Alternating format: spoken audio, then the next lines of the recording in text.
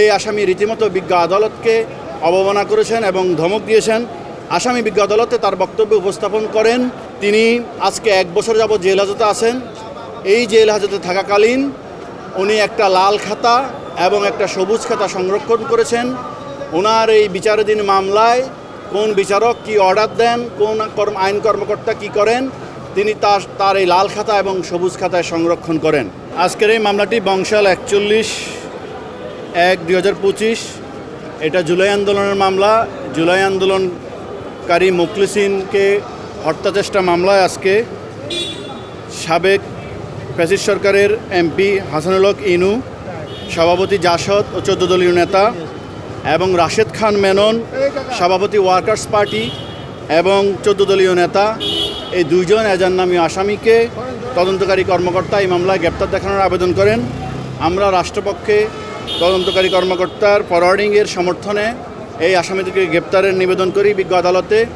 বিজ্ঞ আদালত আমাদের বক্তব্য শুনেন এবং আসামি পক্ষের বক্তব্য শুনেন। শোনার পরে আজকের এই আসামি হাসানুল হক ইনু বিজ্ঞ আদালতে অনুমতি নেন, তিনি বক্তব্য রাখবেন। এই আজকের এই মামলা সম্পর্কে তিনি কথা বলবেন। বিজ্ঞ আদালত অনুমতি দেওয়ার পরে খুবই দুঃখজনক, এই আজকের এই আসামি জুলাই আন্দোলনের 1400 লাশের রক্ত এখনও শুকায়নি।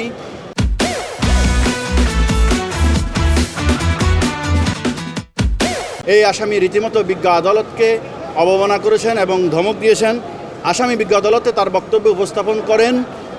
তিনি আজকে 1 বছর যাবৎ জেল হাজতে আছেন। এই জেল হাজতে থাকাকালীন উনি একটা লাল খাতা এবং একটা সবুজ খাতা সংরক্ষণ করেছেন। ওনার এই বিচারাধীন মামলায় কোন বিচারক কি অর্ডার দেন, কোন আইন কর্মকর্তা কি করেন, তিনি তার এই লাল খাতা এবং সবুজ খাতায় সংরক্ষণ করেন। এবং তিনি আরও বলেছেন, এই বিচার বিভাগ বর্তমানে স্বরাষ্ট্র মন্ত্রণালয়ের একটা শাখা হিসাবে কাজ করেন। আমরা এই আসামির বক্তব্য শুনে তীব্র প্রতিবাদ জানাই এবং বিজ্ঞ আদালতকে উপস্থাপন করি। এই আসামি আজকে সরাসরি বিজ্ঞ আদালতকে অবমাননা করেছেন। বিজ্ঞ আদালতকে, এই বিচার বিভাগকে স্বরাষ্ট্র মন্ত্রণালয়ের একটা শাখা হিসাবে অবহিত করে আদালত অবমাননা করেছেন এবং লাল খাতা এবং সবুজ খাতার বক্তব্য রেখে উনি সরাসরি বিজ্ঞ আদালতকে হুমকি দিয়েছেন। আমরা বিজ্ঞ আদালতকে বলেছি, এই আসামির আদালত অবমাননার দায়ে এখনই এই মুহূর্তে প্রসিডিং ড্র করা হোক। বিজ্ঞ আদালত আমাদের বক্তব্য শুনেন এবং আয়ুর বক্তব্য শুনে এবং আসামি পক্ষের বক্তব্য শুনে এই আসামিদেরকে অর্থ মামলায় গ্রেপ্তার দেখানোর আবেদন মঞ্জুর করেন এবং আজকে যে উনি আদালত অবমাননা করার বক্তব্য রেখেছেন সেই বিষয়ে বিজ্ঞ আদালত পরে সিদ্ধান্ত নেবেন মর্মে আমাদেরকে অবহিত করেছেন।